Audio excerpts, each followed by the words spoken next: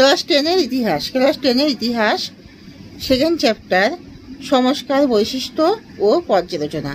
তোমরা সবাই কিন্তু খুব মন দিয়ে শোনো, লেখো। সবাই কিন্তু লাইক অ্যান্ড সাবস্ক্রাইবটা কিন্তু তোমরা অবশ্যই কিন্তু দিয়ে দাও।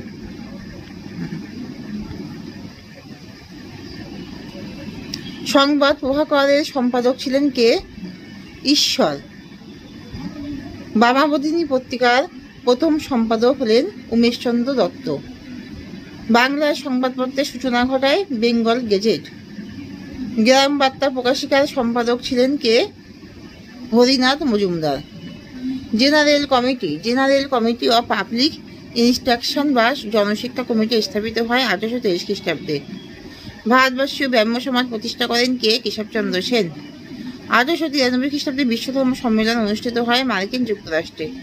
কোন খ্রিস্টান মিশনারি এদেশে ইংরেজি শিক্ষা প্রসারে উল্লেখযোগ্য ভূমিকা নিয়েছিলেন? William Carey. ভারতের প্রথম মহিলা গ্র্যাজুয়েটদের মধ্যে অন্যতম হল চন্দ্রমুখী বসু।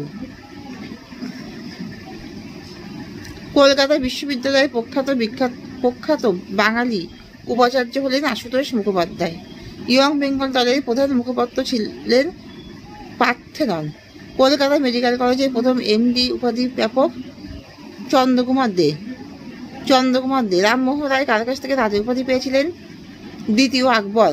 দেশীয় ভাষার সংবাদপত্র আইন চালু হয় 1878 খ্রিস্টাব্দে। দেশীয় ভাষার সংবাদপত্র আইন চালু করেন কে? লর্ড লিটন। নাট্যাভিনয়ের নিয়ন্ত্রণ আইন চালু করেন কে? লর্ড নর্থক। ভারতের প্রথম বিশ্ববিদ্যালয় কলকাতা বিশ্ববিদ্যালয়।